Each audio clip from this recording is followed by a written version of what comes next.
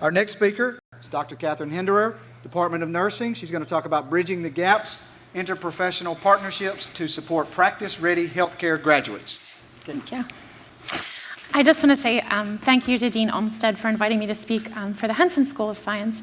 It was really an honor to be able to talk about this work that we've done, and this is truly a labor of love for the people who are on the committee. It's not really just me, it's a whole group of people that have made this happen. So I'm going to tell you a little bit of a story about how we've developed a committee and a group of individuals who've come together to try to really promote good interprofessional practice within our educational environment, and then hopefully to spread that out into the community as well.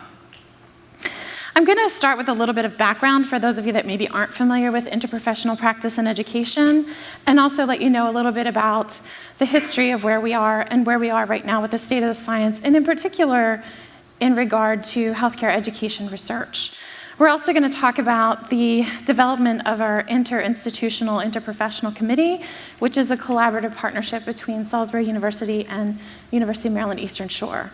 And then we'll talk a little bit about our future directions for where we're going with our education and research. So the World Health Organization has defined both interprofessional practice and interprofessional education. And one of the things, because we're educators, I really want you to think about is interprofessional education is talking about students who are from healthcare disciplines, but it's more than just students sitting in a classroom and learning together who represent different disciplines. It's really more about students learning from one another and about one another and also with one another all at the same time. So it's more than just kind of sitting there and absorbing, they're really engaging with one another. And what we hope will happen is that when you go out into practice, you're going to work with healthcare providers in a professional environment where we're taking care of individuals to try to promote best optimal care. Both the Institute of Medicine, which is now called the National Academy of Medicine, but interestingly enough, all of these references are still listed as Institute of Medicine references. If you go searching, I would search Institute of Medicine as well. And the World Health Organization are really promoting and in support of IPE and IPP. And there's a lot of reasons for this, but one of the most important is that our landscapes of healthcare and health education are continuously changing. We want our education to be reflective of practice, and we want to really promote a culture of safety where we have good patient outcomes. So there's a lot of reasons why we're interested in interprofessional education. One of the reasons for us in academics, of course, is our accrediting bodies are really encouraging us to move in this direction, which for those of us who like IPE and are excited about IPE, it makes us happy because then it becomes sort of part of the everyday conversation. It's also really geared towards promoting health and also reducing cost, which interestingly enough has not been researched as much as you would think. The first report I want to talk to you about was a report that came out just this year based on a meeting at the Institute of Medicine talking about envisioning the future of health professions education.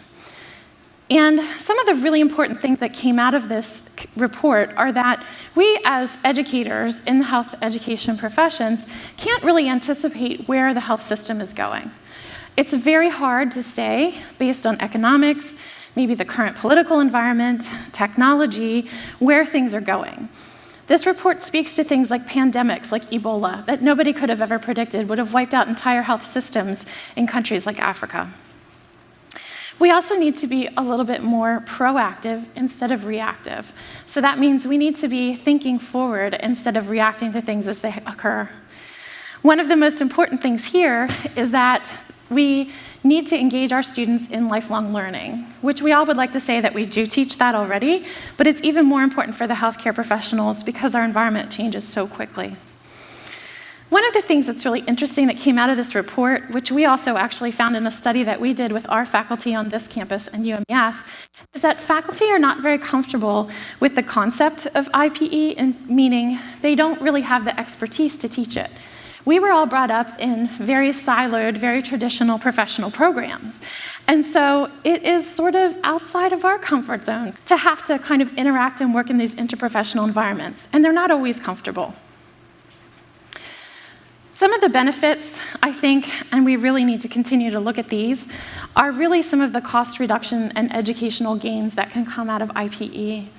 We really can help to decrease duplication of efforts in terms of coursework, in terms of resource utilization. We all know resources are precious. Healthcare education is extremely expensive, so if there are ways we can find to work together to help educate our students, that's even better. The other great thing about working in an IPE environment is that we really do learn to appreciate one another and value what other professions are bringing to the table. So where do we need to go? Well, obviously, we need to do a better job of linking education to practice. And we haven't done a fantastic job linking outcomes from our students to the bigger outcomes, like the patient care outcomes. What does this IPE course mean in terms of long-term patient outcomes? What does it mean for a health system? What kind of economic impact does it have? Those are things that we still really need to do a better job with. This report also really recommended that we engage patients, families, and our communities, not only in our education, which I think we do to some sense, but actually in the planning of our education and in the development or redevelopment of our respective curricula. So again, we really don't have the best empirical foundation for IPE. We know that in practice, definitely teamwork and physicians, nurses, respiratory therapists, physical therapists, social workers, all of these people working together, there have been studies to show that that improves patient outcomes. But there haven't been a lot of studies, and there have been no large-scale, robust studies to show that what we do on an educational level has a long-term impact on patient care in the health system. We also need to look at how can we engage our health system partners, not just acute care, because healthcare is moving so much into the community, but how can we engage all of our health system partners in what we do? I don't want to spend a whole lot of time on this, but there is a new model that's been developed. But there are components of things that this particular work group really encouraged us to look at when we're trying to plan research studies. So really looking at the entire learning curriculum, what role does IPE play in both our formal education, whether it's undergraduate or graduate, and in our professional development after we're out and practicing in the real world? How does what we do impact health systems and health outcomes? And then also, what kind of factors help us to do a good job with IPE? And what kind of factors are really inhibiting us from doing what we need to do? Do we have a culture, even within our own health professions, and sometimes the answer is no, that supports IPE? Do we have policies in place to help us? Do we have the support that we need within our institutions to make this happen? So I'm going to shift gears just a little bit and talk to you about what we've done here, because this is really exciting. We're actually starting in our 5th year of our committee. So this committee started in 2012. It's a collaborative effort between the health professions programs at Salisbury University and the University of Maryland Eastern Shore. We attended this national conference called the IPEC Institute, and as a part of attending this conference, we were able to really develop the foundation for this committee. We really worked our first year to develop this really strong mission statement, and we really are interested, obviously, in educating our students and having our students working and learning together, but also meeting the needs of our respective home organizations, communities that we serve.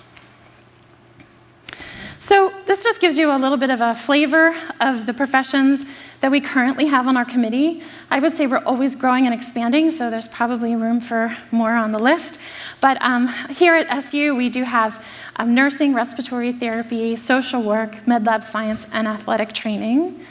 And then at UMES, again, lots of different types of professions: physical therapy, pharmacy, rehabilitation, dietetics, and then we have a liaison to their internal committee.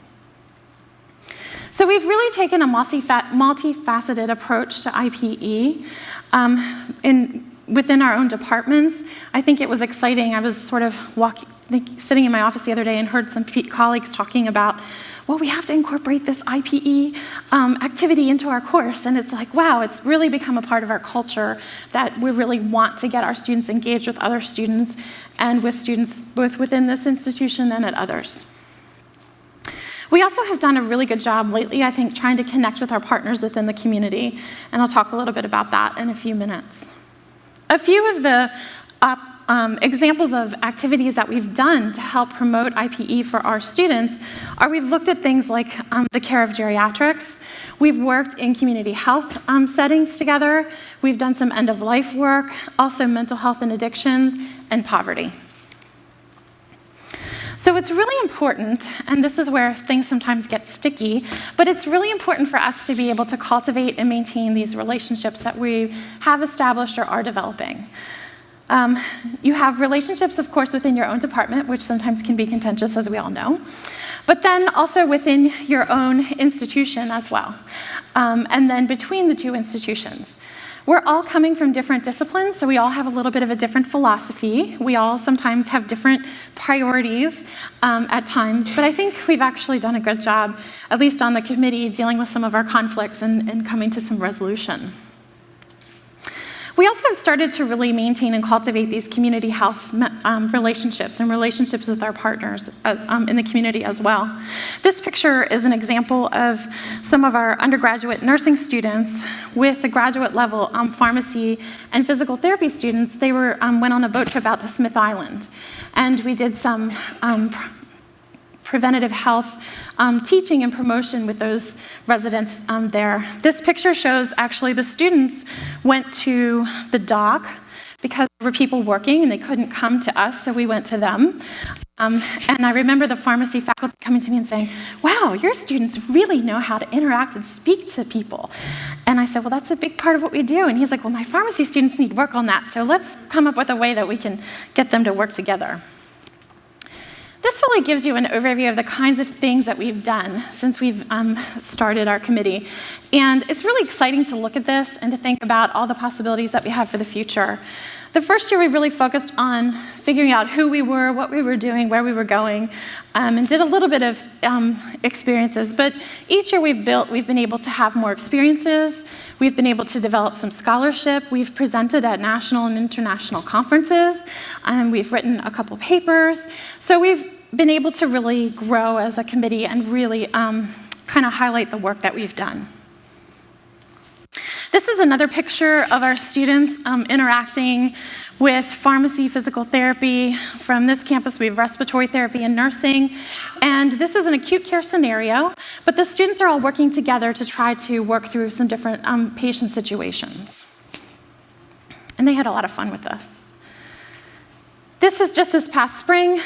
Our undergraduate nursing students and the doctoral level pharmacy students came together to work on an emergency preparedness drill at UMES that's meeting some community health needs. So just to give you a little highlight of some of the work that we've done, these are some of the things that we found when we did do a faculty assessment of faculty here and at UMES who are in the health professions. Some of the things that are kind of interesting that came out of our survey were that a lot of our faculty from the different professions felt that their profession was undervalued by others. This is not surprising to me, or really probably anybody on the committee, because we know what it's like to work in that health environment. And again, I think a lot of people don't understand what the other professions bring to the table. But some of the really positive things that came out of it were that the faculty really did see the value in working with other professions. They really saw the value of integrating it into patient care and saw the value of working on teams. And many of them were very interested in interprofessional education, although they felt like they didn't have the best knowledge or comfort with teaching in an IPE environment. So that's really where the committee has focused the first couple years of our work, is really to try to help develop our faculty while we offer our students different opportunities. So in 2014, one of the key things that we wanted to address was looking at how to manage conflict. This is a big one. In health environments, conflict really does is very detrimental to patient outcomes. And so we had a speaker come in and talk about conflict, and you can see the faculty sat at round tables and we talked through different scenarios. It was really great because we got to meet people from the other professions that we didn't even really necessarily know. This particular event was at UMES. The event we had this past spring was here at SU, and here we brought together our faculty members again, and then academic members with our community partners. So we invited people from various health organizations within the community and the hospital and had them come and speak to our faculty, and also then after interact with them so we could come up with some ways that maybe we could integrate those types of experiences in for our students. And then a big part of our development has also come from us, various members of the committee, being supported by the university to go to different conferences, sometimes to present scholarship, and sometimes to just participate and learn more about what's going on in the world of IPE. This summer, Dr. Vonnie Brown and I went to a conference that was up at Rochester, and we were so happy to find out that what we're doing here, little old Eastern Shore, Salisbury University, and University of Maryland Eastern Shore is actually the same as or better than what's going on at a lot of institutions, at least on the East Coast. So that was pretty exciting for us. So we do a lot of different types of research within our committee.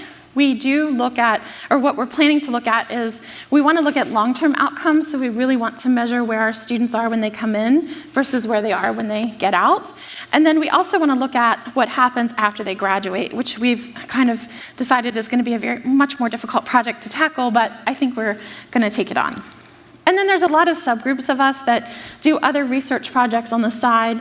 Some of those have included improving end-of-life care, work with our geriatric populations, and community health.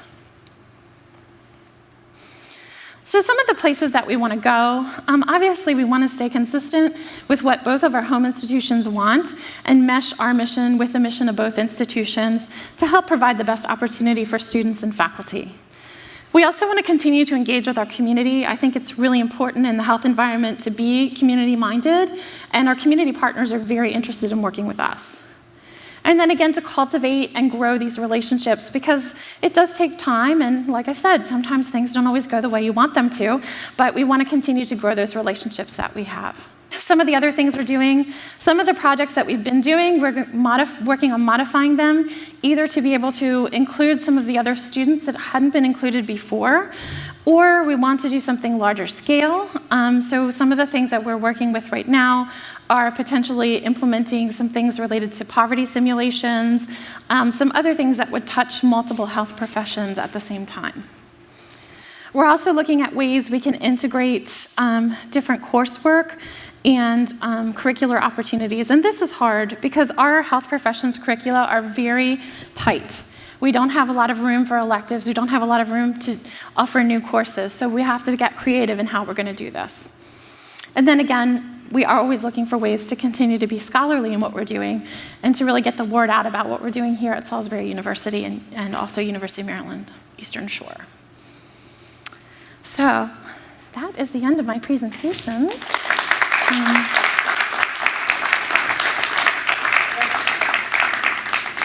How mindful the Baltimore campus is, University of Maryland School of Nursing, as it relates to the School of Medicine and dental school. Well, I can only speak to what I know. I obviously don't work there. So I know that the dean at the University of Maryland Graduate School downtown, where all of the health professions programs are housed, is very much all about interprofessional education.